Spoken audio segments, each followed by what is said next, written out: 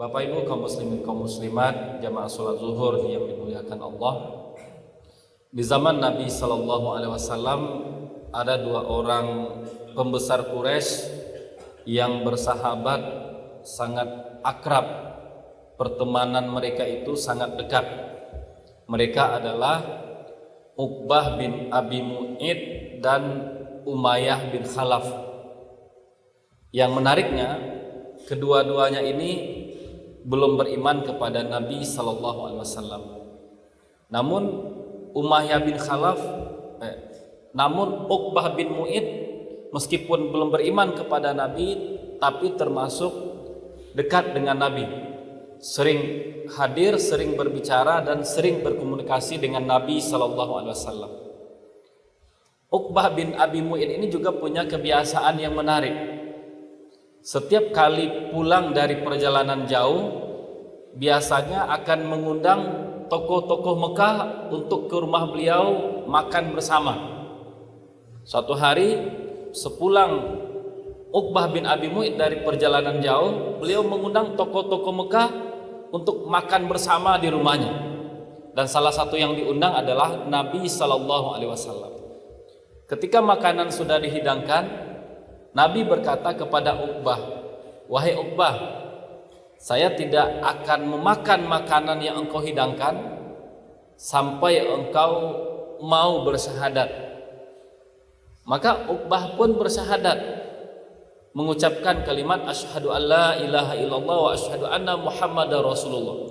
Karena beliau malu, seandainya ada orang yang datang ke rumahnya bertamu, dihidangkan makanan, namun orang ini tidak memakan makanannya. Ini aib bagi beliau. Maka akhirnya dia bersyahadat, baru setelah itu Nabi makan.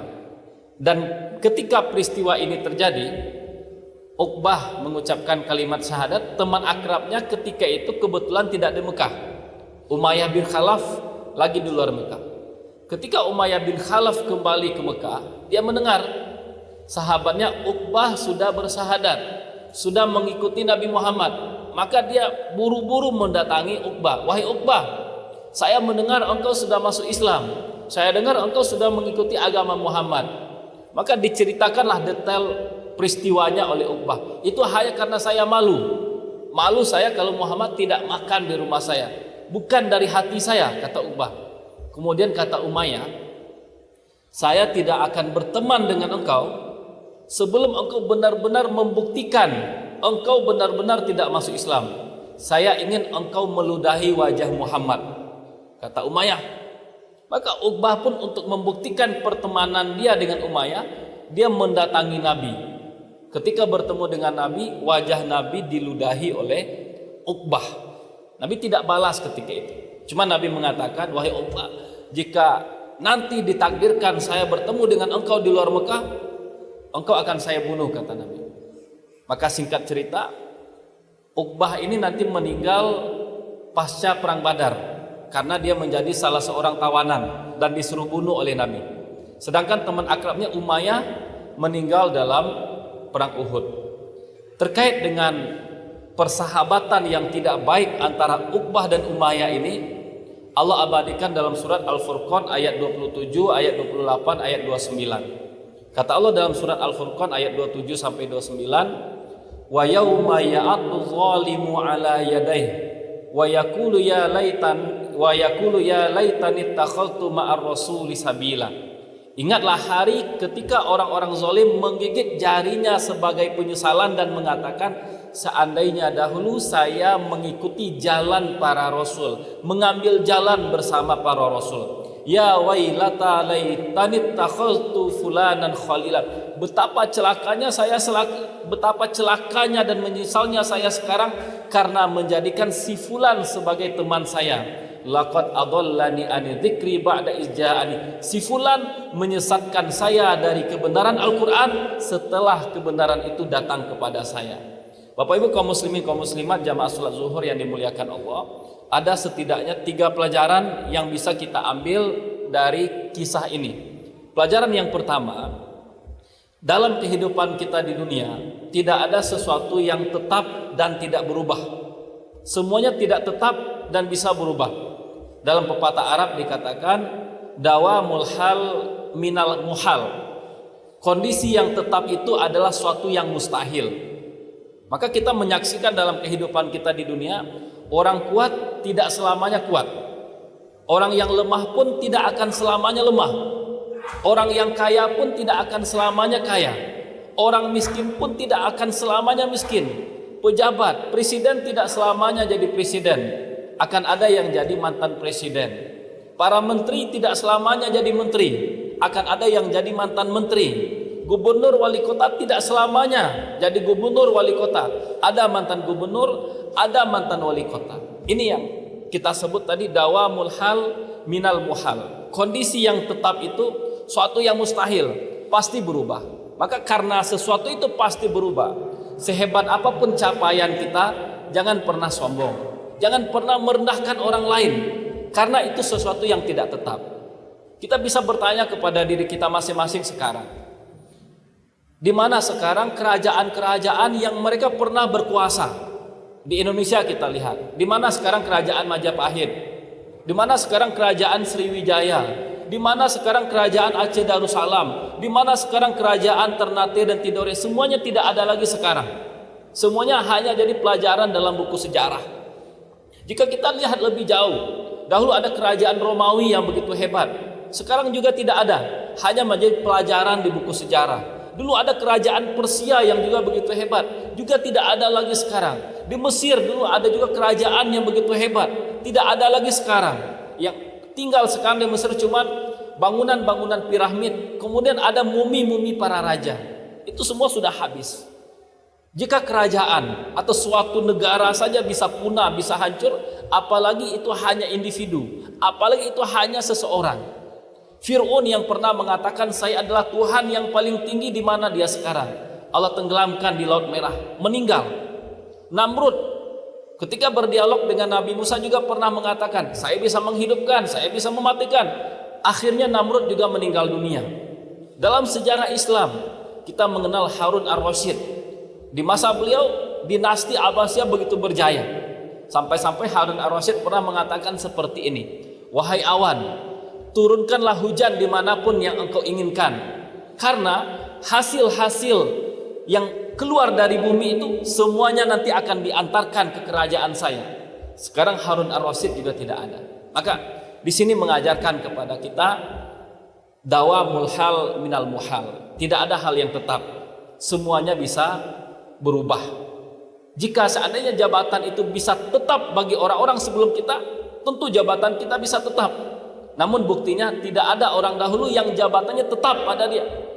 Seandainya kekuasaan itu bisa tetap bagi orang-orang sebelum kita, tentu bisa tetap juga bagi kita. Nyatanya tidak ada kekuasaan orang-orang yang dulu yang tetap bagi mereka.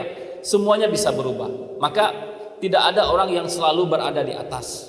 Seperti roda selalu berputar. Maka ketika sedang berada di atas, jangan pernah kita sombong, jangan pernah merendahkan orang lain, bersikaplah selalu rendah hati. Ini pelajaran yang pertama. Pelajaran yang kedua, dalam pepatah bahasa Arab disebutkan seperti ini. As-sahibu sahib. Teman itu bisa menarik. Bisa menarik kepada kebaikan, bisa menarik kepada keburukan. Dalam surat Al-Kahfi yang setiap Jumat kita baca, kita tentu sempat membaca tentang seekor anjing yang Allah abadikan dalam Al-Quran. Disebutkan oleh Al-Quran kalb, anjing diabadikan oleh Al-Quran, disebutkan dalam Al-Quran. Kita baca setiap hari Jumat, kita baca setiap kali membaca surat Al-Kahfi. Kenapa seekor anjing bisa diabadikan oleh Allah dalam Al-Quran? Karena dia berada di lingkungan pemuda-pemuda soleh. Circle-nya adalah orang-orang baik. Hanya karena berteman dengan orang-orang baik, seekor anjing diabadikan oleh Allah dalam Al-Quran.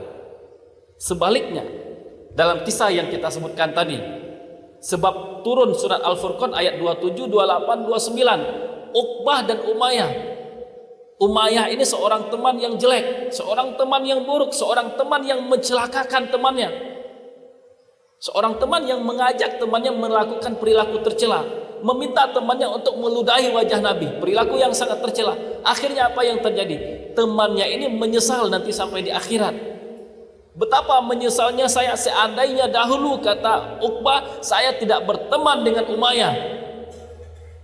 Kalau tidak berteman dengan Umayyah tentu saya akan mengikuti apa yang diajarkan oleh Nabi sallallahu alaihi wasallam. Maka dalam hidup ini setiap kita membutuhkan teman yang baik, teman yang menarik kita kepada kebaikan, teman yang menarik kita untuk sholat berjamaah, teman yang menarik kita untuk berbuat baik kepada istri kita di rumah, teman yang menarik kita untuk selalu ingat membaca Al-Quran, teman yang menarik kita untuk memperhatikan pendidikan anak-anak kita. Ini yang kita butuhkan. Umar bin Abdul Aziz ketika sedang berkumpul dengan teman-temannya pernah mengatakan, wahai sahabat-sahabatku, jika kalian melihat saya menyeleweng dari kebenaran, jika saya melakukan kesalahan, tarik kerah baju saya oleh kalian dan katakan oleh kalian kepada saya, ittaqillaha ya Umar wa anta satamut. Takutlah engkau wahai Umar kepada Allah, ingat engkau pasti akan mati. Seorang khalifah, seorang penguasa mengatakan kepada temannya, jika kalian lihat saya salah, tarik kerah baju saya, ingatkan saya, jangan biarkan saya salah, ingatkan saya kalau saya akan mati. Luar biasa. Ini yang kedua, as-sahib sahib, teman kita bisa menarik kita, menarik kepada kebaikan, menarik kepada keburukan. Yang ketiga dan terakhir, pelajaran yang bisa kita petik dari peristiwa tadi adalah bahwa dalam peristiwa hijrah kita melihat Nabi itu ditemani oleh Abu Bakar. Maka ini mengajarkan kepada kita, peristiwa hijrah ini mengajarkan seorang Nabi sekalipun dia membutuhkan teman. Seorang Nabi yang mendapatkan wahyu dari Allah, yang mendapatkan bimbingan langsung dari Allah, dia juga membutuhkan teman. Cuman kita di sini melihat di antara tanda kecerdasan seseorang adalah bisa memilih teman yang tepat. Ini kehebatan Nabi. Nabi memilih Abu Bakar sebagai teman yang tepat. Coba kita lihat. Kita ingat lagi dalam peristiwa Isra dan Mi'raj. Peristiwa Isra dan Mi'raj mukjizat yang luar biasa. Tidak sampai dalam waktu satu malam Nabi bisa berangkat dari Mekah ke Baitul Maqdis, kemudian Sidratul Muntaha. Dalam malam yang sama kembali lagi sebelum subuh ke kota Mekah. Ini di luar nalar. Maka ketika Nabi menceritakan ini, orang-orang kafir mendengar dan mereka tahu Abu Bakar belum sampai berita ini kepada dia. Maka ini dijadikan kesempatan untuk membuat Abu Bakar ragu kepada Nabi. Maka didatangi oleh orang-orang Quraisy Abu Bakar. Wahai Abu Bakar, tahukah engkau teman engkau si Muhammad baru saja bercerita kepada kami kalau dia pergi ke Baitul Maqdis, naik ke langit, turun lagi, tidak sampai dalam satu malam. Kalau menurut mereka Abu Bakar akan ragu kepada Nabi. Karena Abu Bakar seorang yang logis. Sementara yang disampaikan oleh Nabi ini sesuatu yang tidak logis. Namun coba kita lihat. Apa jawaban Abu Bakar kepada orang-orang Quraisy? Benarkah Muhammad mengatakan? Benarkah Muhammad bercerita seperti itu? Kata orang Quraisy, benar. Muhammad menceritakan seperti itu. Apa jawaban Abu Bakar? Yang membungkam semua orang Quraisy. Jika Muhammad yang menceritakan seperti itu, saya percaya dengan apa yang disampaikan oleh Muhammad. Inilah hakikat teman sejati. Teman yang mengenal kita seperti dia mengenal diri dia sendiri. Teman yang percaya kepada kita seperti dia percaya kepada diri dia sendiri. Teman yang membela kita di saat kita tidak ada di sampingnya. Maka tidak mengherankan dalam peristiwa hijrah kita melihat Nabi itu didampingi oleh Abu Bakar. Nanti kita baca lagi dalam Sirah Nabawiyah. Sebelum hijrahnya Nabi, Abu Bakar itu sudah berkali-kali minta kepada Nabi, wahai Nabi, izinkan saya hijrah. Wahai Nabi, izinkan saya hijrah. Wahai Nabi, izinkan saya hijrah. Tidak pernah sekalipun diizinkan oleh Nabi untuk hijrah. Kenapa? Karena Nabi ingin yang menemani beliau untuk hijrah adalah Abu Bakar. Pribadi yang luar biasa. Pribadi yang memahami Nabi seperti Abu Bakar memahami diri sendiri. Pribadi yang percaya kepada Nabi seperti Abu Bakar percaya kepada dirinya sendiri. Inilah 3 pelajaran yang bisa kita ambil dari peristiwa persahabatan Uqbah bin Abi Mu'id dan Umayyah bin Khalaf. Pelajaran pertama, di dunia ini tidak ada sesuatu yang tetap, semuanya akan berubah. Yang kedua, teman itu bisa menarik kepada kebaikan ataupun kepada keburukan. Yang ketiga, di antara tanda kecerdasan seseorang, pintar dalam memilih teman. Teman yang siap sedia membela, teman yang siap sedia untuk menolong di saat kita membutuhkannya. Barangkali ini yang bisa kita sampaikan, semoga bermanfaat bagi kita bersama. Wassalamualaikum warahmatullahi wabarakatuh.